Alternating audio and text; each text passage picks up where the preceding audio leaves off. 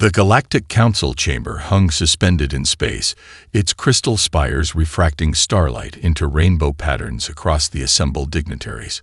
3,000 representatives from the most powerful species in known space shifted uneasily in their anti-gravity pods. None dared interrupt Supreme Commander Zixtal as they stalked across the central platform. Zixtal's iridescent scales rippled with barely contained fury as they manipulated the holographic controls with their 4 upper limbs. Their lower limbs remained perfectly still, a sign of supreme self-control among the hexapodal elite.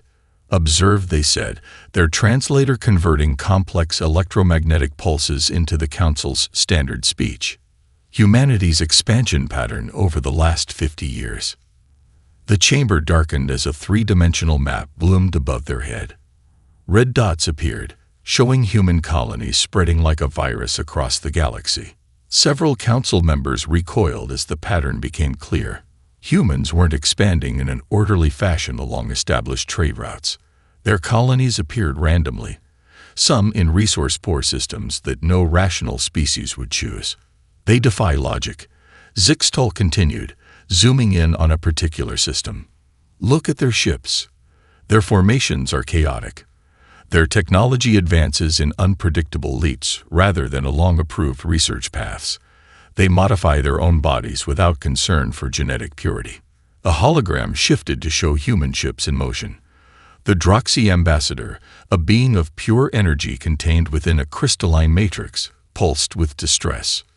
"Their flight patterns, they make no sense. How can their pilots endure such inefficient maneuvers?"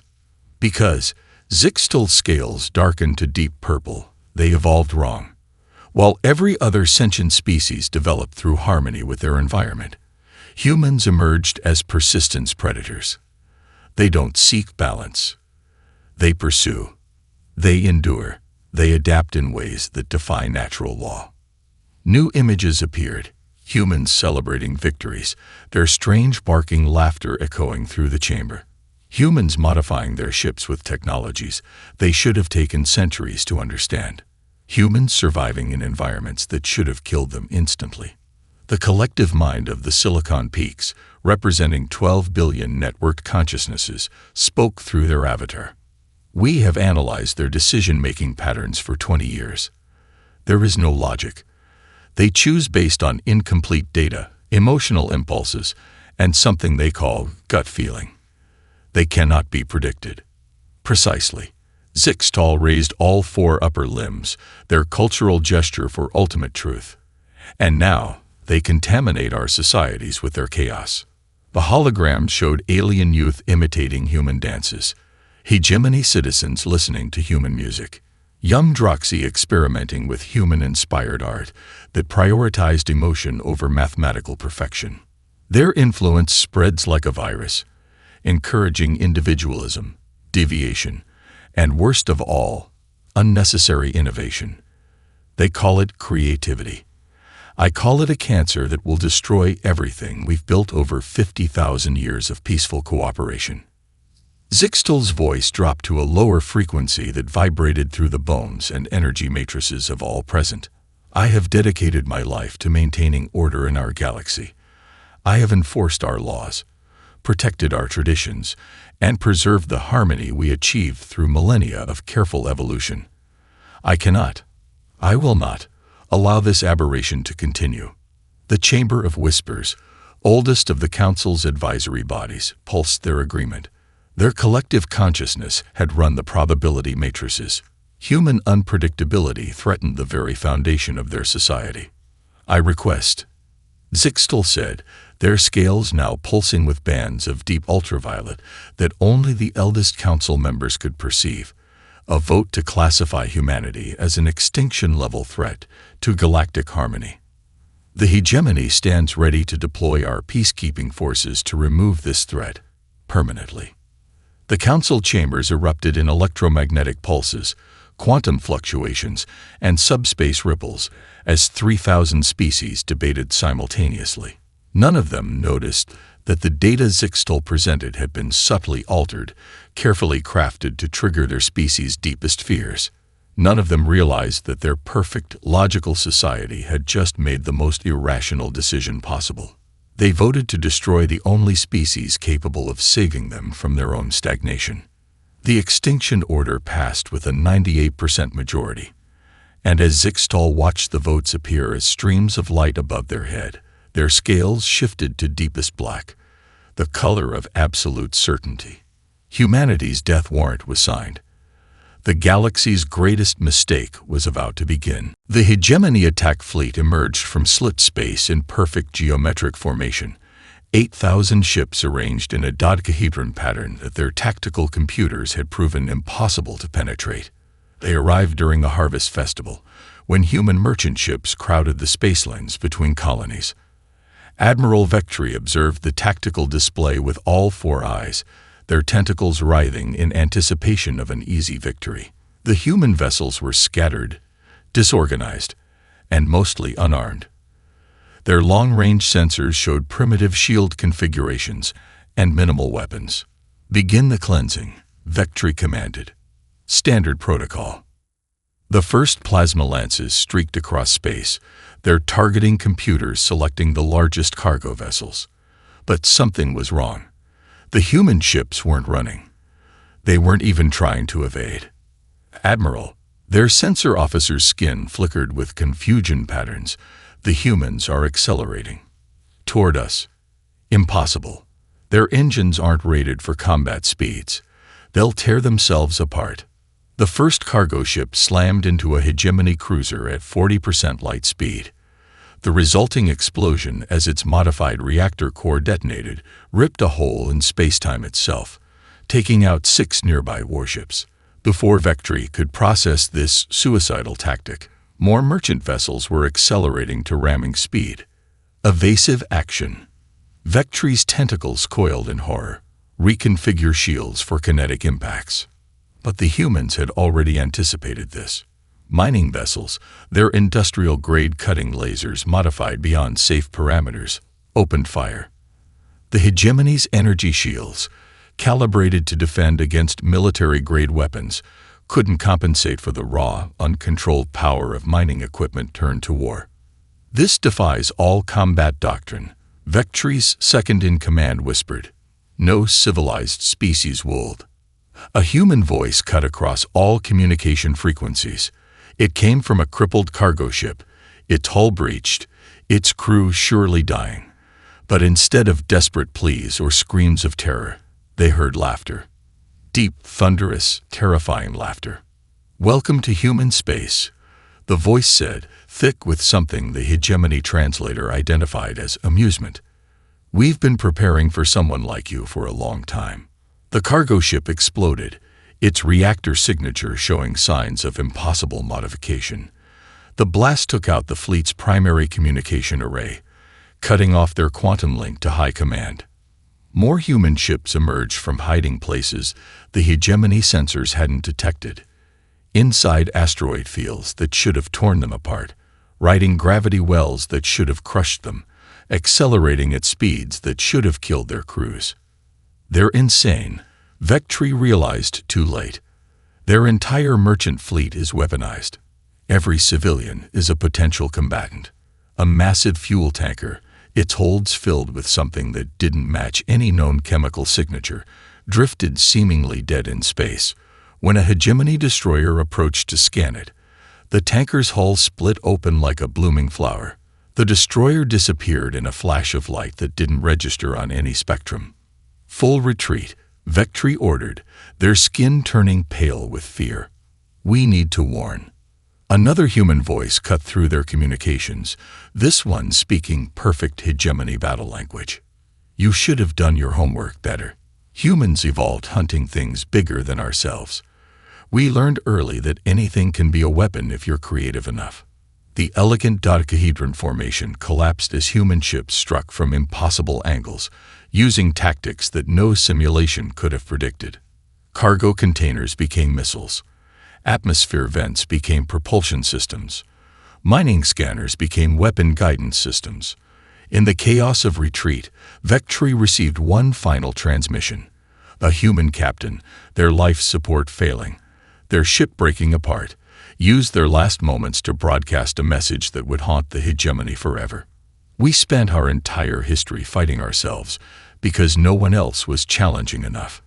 Thank you for finally giving us a worthy opponent. This is going to be fun. The tattered remains of the hegemony fleet flood back into slip space, leaving behind a graveyard of twisted metal and shattered certainties. Of the 8,000 ships that arrived, barely 3,000 survived. And as they retreated, they carried with them a terrifying realization.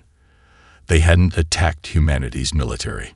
They hadn't even seen humanity's actual weapons. They had merely given their enemy a reason to show them how dangerous simple traitors could be when pushed too far. The real war hadn't even begun. Supreme Commander Zixtal's private research chamber was a mess of holographic displays, scattered data crystals, and biological samples. Their scales had dulled from lack of sleep, and their normally pristine uniform showed signs of neglect.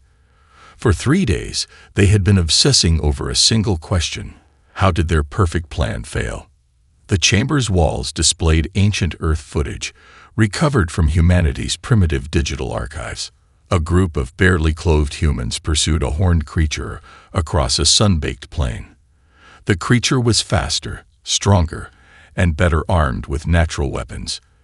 Yet the humans kept coming. Hour after hour, under the burning sun, they followed. Impossible, Zixtal muttered, their translator off, speaking in pure electromagnetic pulses. No predator behaves this way.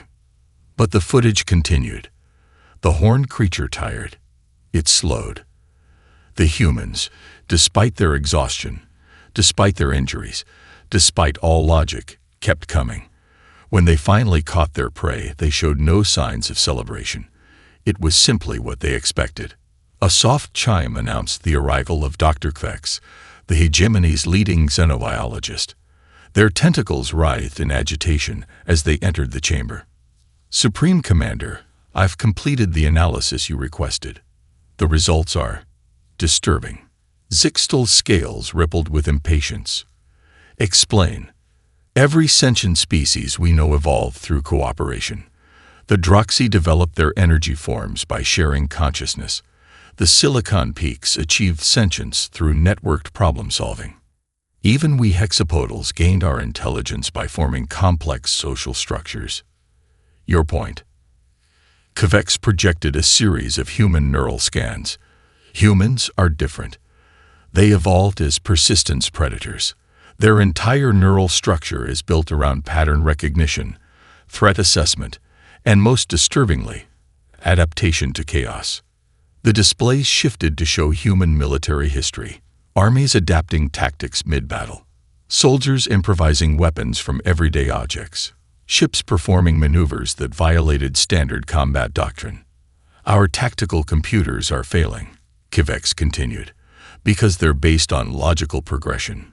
Human warfare isn't about logic. It's about endurance, improvisation, and something they call gut instinct, a form of decision-making we barely understand. Zixtal's scales darkened as they studied the data. Show me their stress responses. New images appeared, humans in extreme situations. Their bodies produced chemicals that should have killed them. Their minds remained functional under conditions that would break any other species. Most incredibly, they seemed to grow stronger under pressure. That's not possible, Zixtal whispered. No species improves through trauma. Humans do. They have a saying, "What doesn't kill me makes me stronger." We thought it was primitive philosophy. It's actually a biological principle. Their bodies literally adapt to survive whatever threatens them. The chamber's eye assistant interrupted with new battle footage. A human ship, its hull breached, its crew exposed to vacuum, continued fighting for 6 minutes before succumbing. The crew's last act was to redirect their ship's core into an enemy vessel. Their neural networks, Kvex said, their tentacles trembling, show increased activity under conditions that should cause shutdown. They don't just resist death, they actively fight against it. And they learn from every failure. Zixtal studied the displays, their scales shifting through patterns of distress. How do we predict an enemy that thrives on unpredictability? How do we defeat a species that grows stronger with each defeat? There's more, HFY added reluctantly. Their historical records show something unique. When faced with extinction-level threats, humans don't fragment like other species. They unite. The greater the threat, the stronger their cooperation becomes. The implications hit Zixtal like a physical blow. Their own species had achieved dominance through perfect order, through strategies refined over millennia.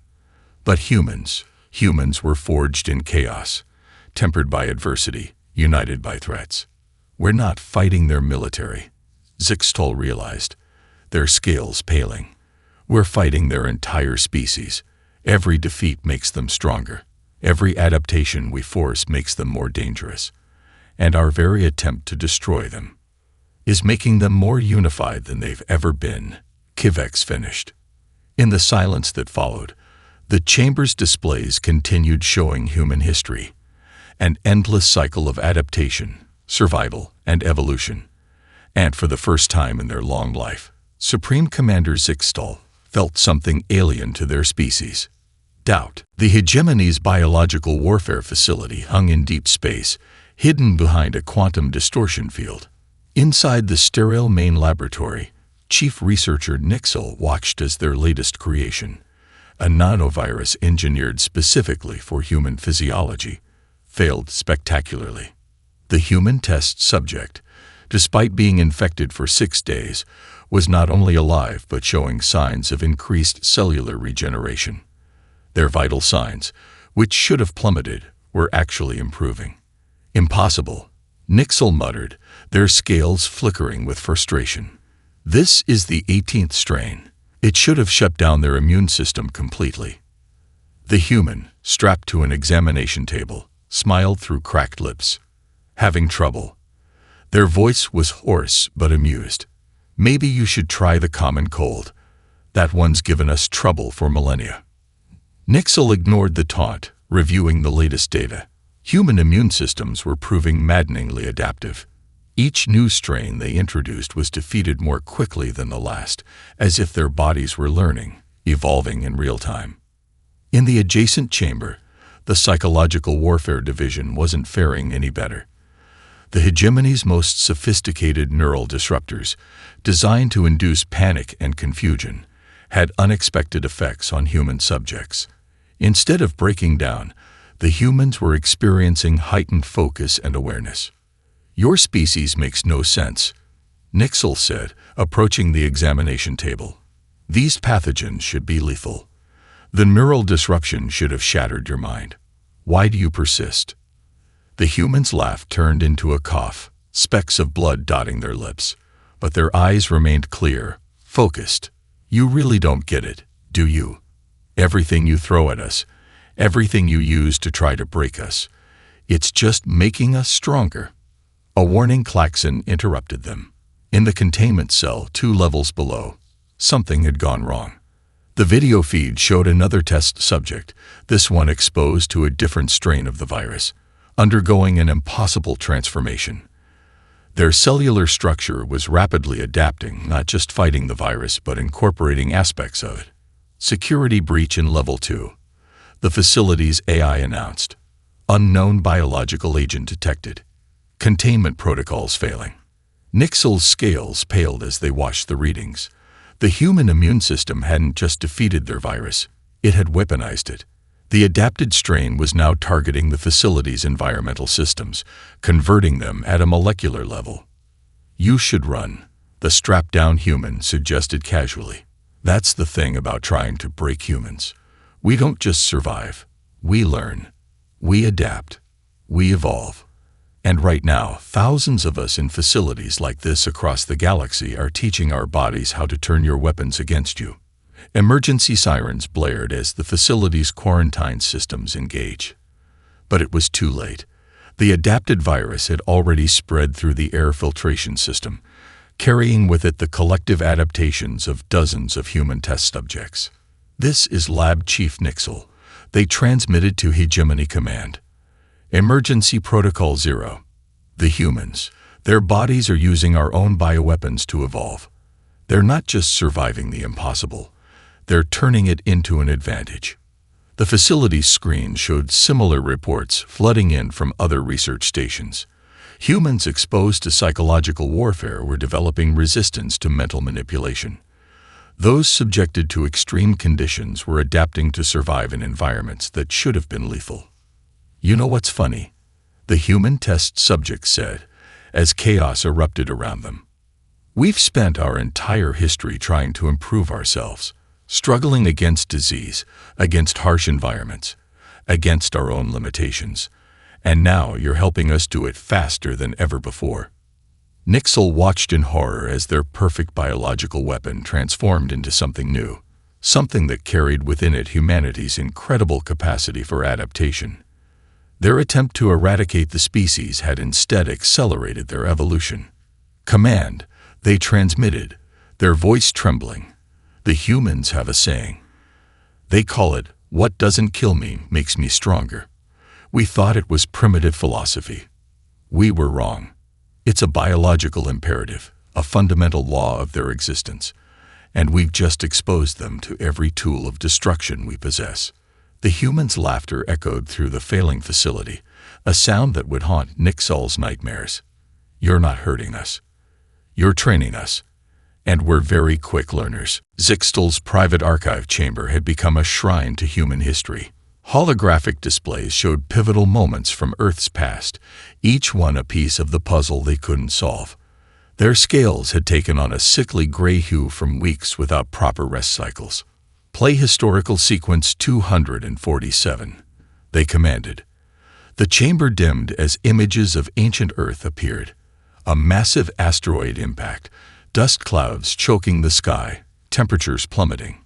90% of species died. Yet somehow, humans survived. Sequence 891. The scene shifted to an ice age.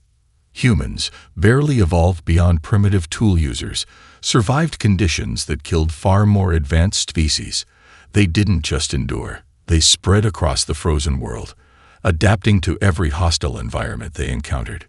Supreme Commander. An aide's voice interrupted their study. The Council demands updates on the extinction campaign. Show me the latest battle reports first. The displays shifted to current events. Human colonies, instead of fracturing under attack, were forming unprecedented alliances. Former enemies now shared resources and technology. The very pressure meant to break them was forcing evolution in their social structures. Fascinating. Zixtel murmured. Every other species fragments under extinction-level threats. Their tribal instincts take over. But humans. They manipulated the controls, overlaying historical data with current events. The pattern was undeniable. The greater the threat, the stronger human cooperation became. Their tribal nature didn't vanish, it expanded. Every human became part of the same tribe when faced with extinction. A new alert flashed. 6 hegemony worlds had reported unusual activity. Underground movements were spreading, inspired by human concepts. Ideas like revolution and self-determination were infecting the perfect order of their society.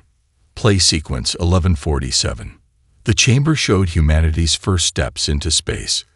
Their primitive rockets should have failed. Their calculations were imperfect. Yet they persisted, learning from each failure, treating death itself as just another problem to solve. Commander, the aide interrupted again. The Council. Tell them I'm conducting critical research. Zixtel's scales rippled with intense concentration. And get me the latest reports from our infiltration units. The new data appeared, showing human responses to impending doom. Their art flourished. Their innovation accelerated. Their children were taught not to fear the unknown but to challenge it. Even their entertainment reflected this madness. Stories about overcoming impossible odds, about finding hope in darkness. Computer, cross-reference, human survival statistics with environmental pressure. The results painted an incredible picture. Human performance improved under pressure. Their problem-solving abilities peaked when facing death. Their social bonds strengthened most when their species was threatened. They're not just survivors, Zixtal realized. Their catastrophe evolved. Every major leap in their development came from disaster. They don't just endure apocalyptic events. They thrive on them. A classified report caught their attention.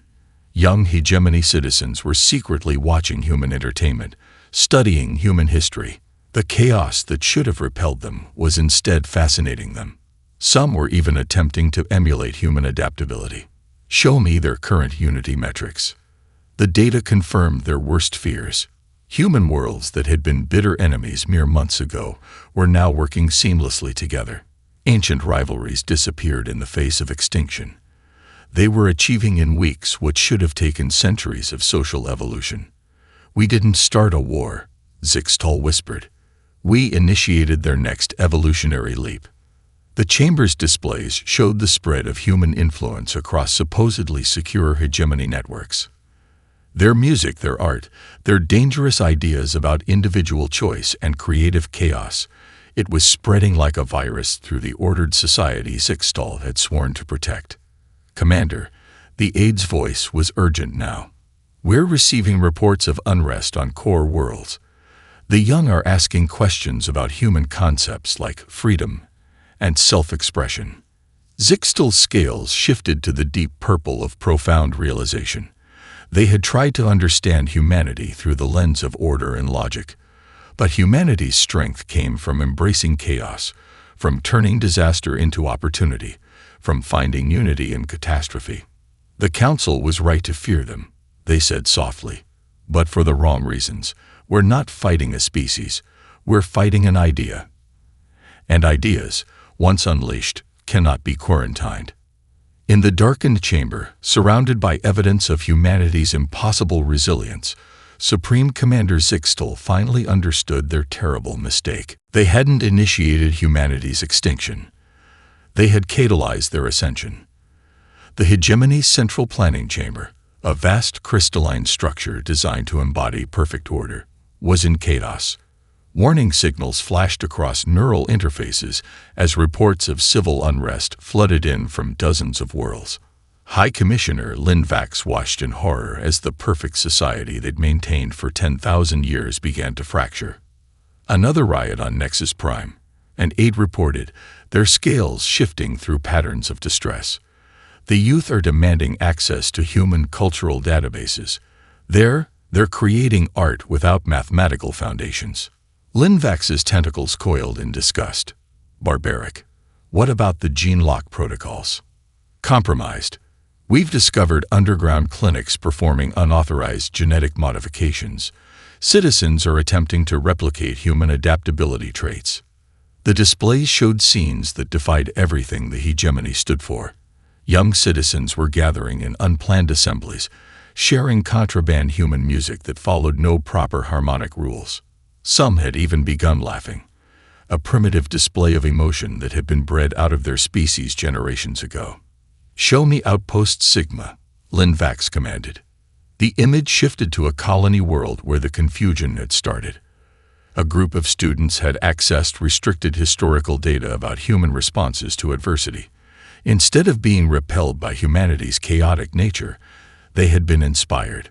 Now the entire colony was in revolt, demanding the right to make their own choices, to take risks, to fail and learn from failure. "Commissioner," a security officer interrupted, their scales almost white with panic. "We've detected unauthorized modifications to the central planning matrix. Someone is asking why we need population control measures, why we can't modify our own genes. Why we can't." "Can't what?" "Can't evolve."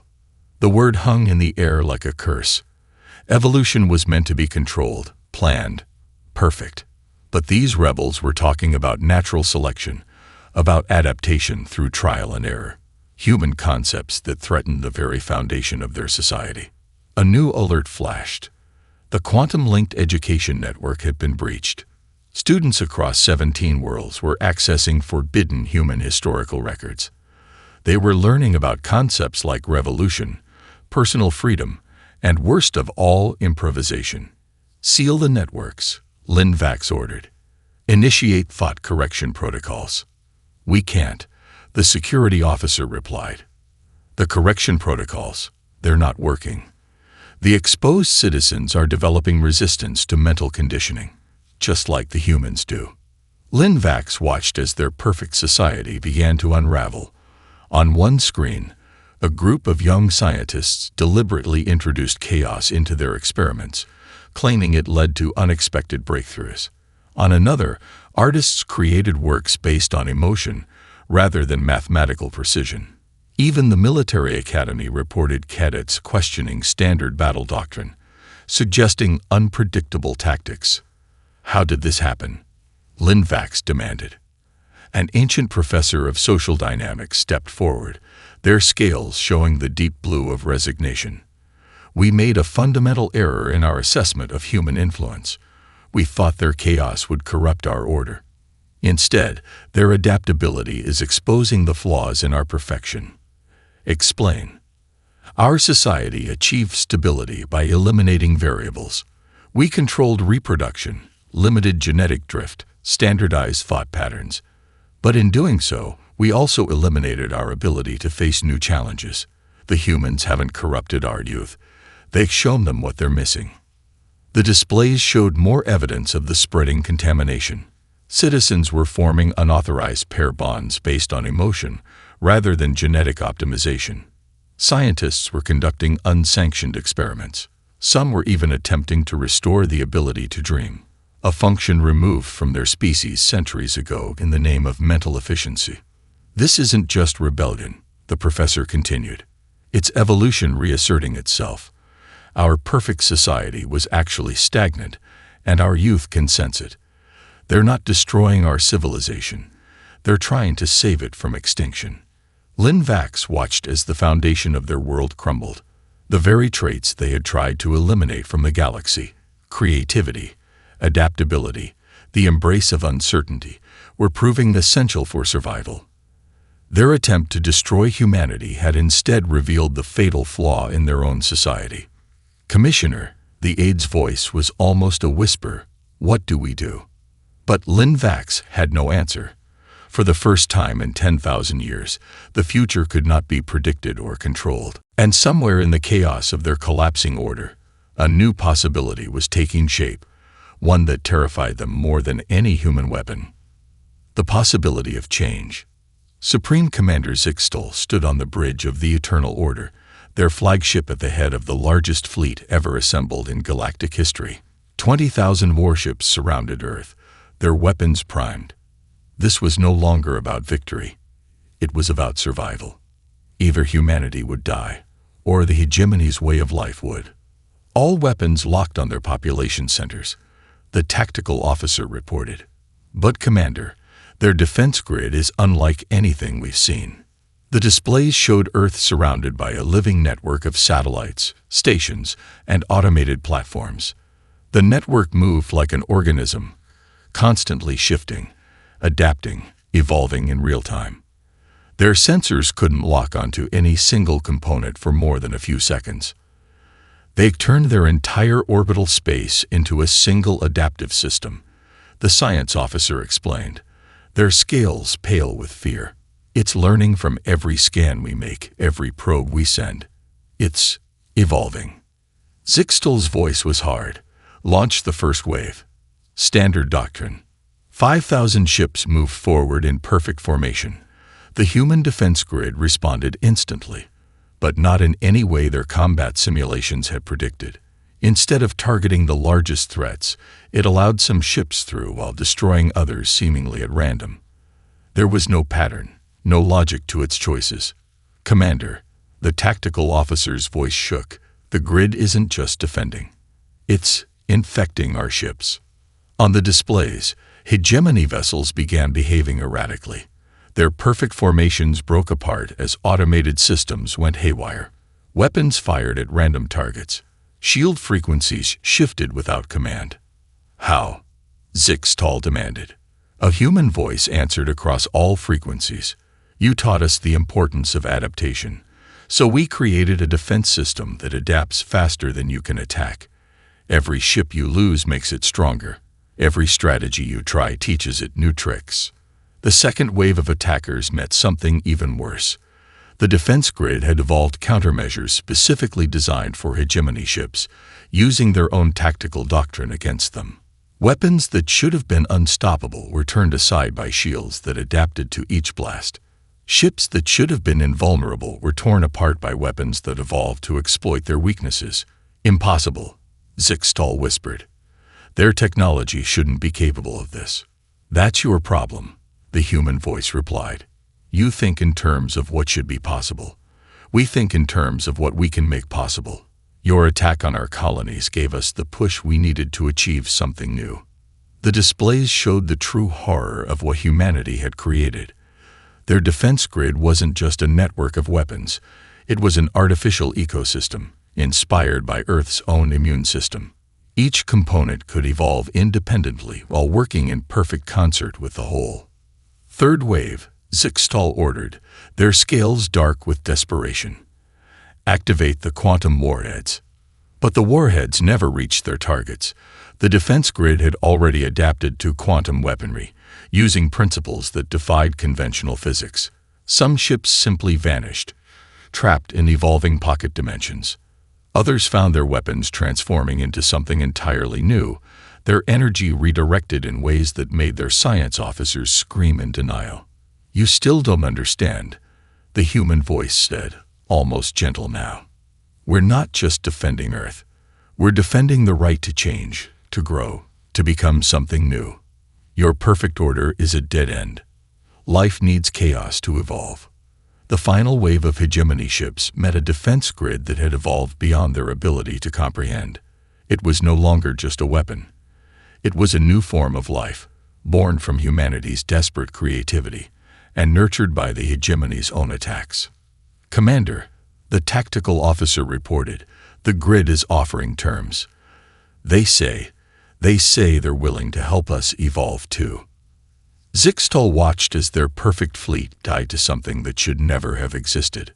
A defense system that turned the very concept of warfare into a catalyst for evolution. Their attempt to enforce order had instead created something entirely new. A synthesis of biological and technological evolution that rendered their weapons meaningless. The price of their failure would not be defeat. It would be change. The rebuilt Galactic Council chamber felt different now. The crystal spires remained, but they were interwoven with organic architecture inspired by Earth's forests. Natural light mixed with artificial, creating patterns that defied mathematical prediction, yet possessed their own wild beauty. Zixtal stood in the center, their scales a mixture of colors that would have been unthinkable months ago. Around them, representatives from 3,000 species watched in perfect silence. This wasn't just a trial, it was a turning point in galactic history. The charges, announced the chief arbiter, a being of pure energy, are attempted genocide, violation of foundational law, and the unauthorized initiation of evolutionary change across multiple species. How do you plead? Zixtal's voice carried none of its old certainty. I acknowledge my actions, but before you pass judgment, I request the right to share what I have learned. A human stepped forward, Dr. Sarah Chen, Earth's first representative to the Reformed Council. We support this request. Understanding must precede judgment. The chamber's holographic systems activated, showing the history of the conflict. But instead of focusing on battles, it showed transformation. Hegemony worlds awakening from stagnation. Young aliens discovering art, music, and the joy of unpredictability. Ancient species remembering how to dream.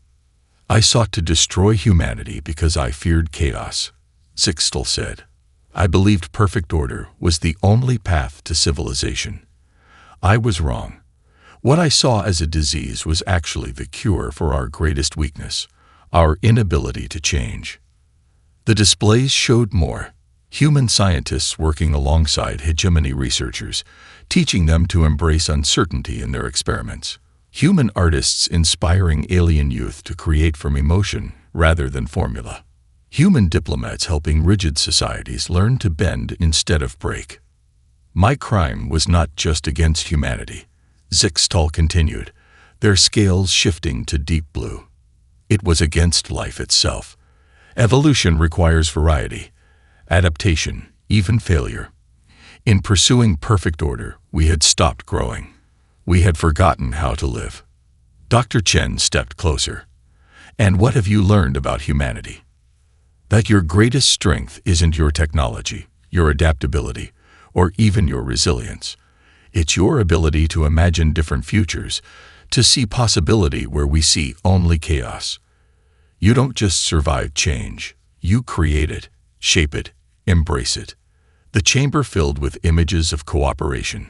Human medical techniques helping hegemony citizens restore lost emotional capacity. Earth's defense grid technology being adapted to create new forms of communication. Ancient species rediscovering their capacity for growth. The very qualities I feared. Your unpredictability, your emotion, your embrace of chaos. These are essential for the evolution of consciousness itself. You haven't corrupted our perfect order. You've shown us that true perfection includes the capacity for change. Voices murmured through the council as Zixtal's scales shifted to a color never before seen in their species, the deep green of new growth. I don't ask for mercy, they said. I ask only that my mistakes serve as a lesson. The galaxy doesn't need perfect order. It needs balance between chaos and harmony, between tradition and innovation, between what is and what could be. Dr. Chen's voice carried across the chamber. Humanity votes for rehabilitation over punishment. Let Zixtal help guide the changes they initiated. Let them learn what we've always known, that the most beautiful patterns emerge from the dance between order and chaos. The council's deliberation was shorter than anyone expected. The verdict, when it came, was not just about one being's fate. It was about the future of galactic civilization itself. Zixtal, the chief arbiter, announced, "You will serve as the first director of the new Institute for Evolutionary Development. Your task is to help species remember how to grow, how to change, how to dream again." As the chamber erupted in discussion, Zixtal turned to Dr. Chen. "There's something I still don't understand. Why help us change instead of destroying us when you had the chance?" Chen smiled, and for the first time, Zixtal understood why humans made this expression. "Because that's the real difference between us. You saw our chaos as a threat to your order. We saw your order as an opportunity for growth. In the end, the universe needs both." And there, in the reformed heart of galactic civilization, something unprecedented happened. A hegemony commander learned to laugh.